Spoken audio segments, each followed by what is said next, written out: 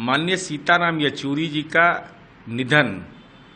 केवल राष्ट्रीय राजनीति के वैचारिक संघर्ष को क्षति नहीं है,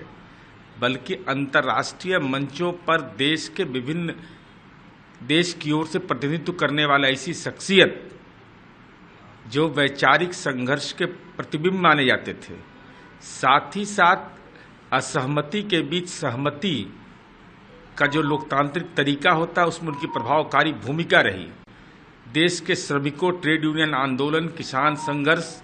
से लेकर विभिन्न मुद्दों पर, खास करके विदेश नीति पर जो उनकी स्पष्ट समझ रही है, वह निश्चित रूप से देश की राजनीति के लिए एक राजनेता के रूप में नहीं, बल्कि वैचारिक प्रतिबिंब का असामयिक निधन होना ये सब के लिए क्षति है। और नई पीढ़ी के सामने नई चुनौतियां हैं कि जब धन बल,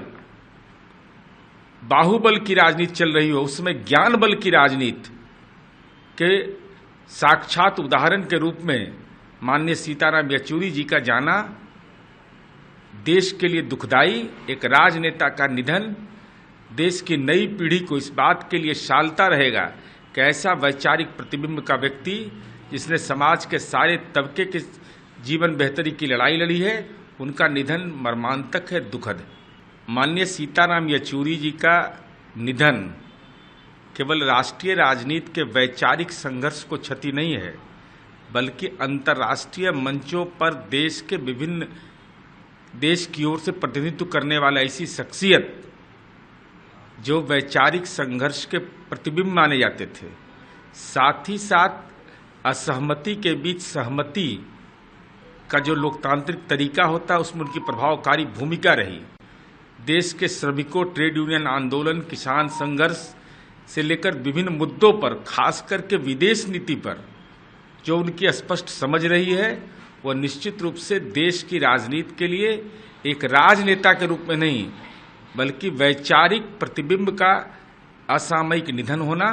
ये सब के लिए क्षति है। और नई पीढ़ी के सामने नई चुनौतियां हैं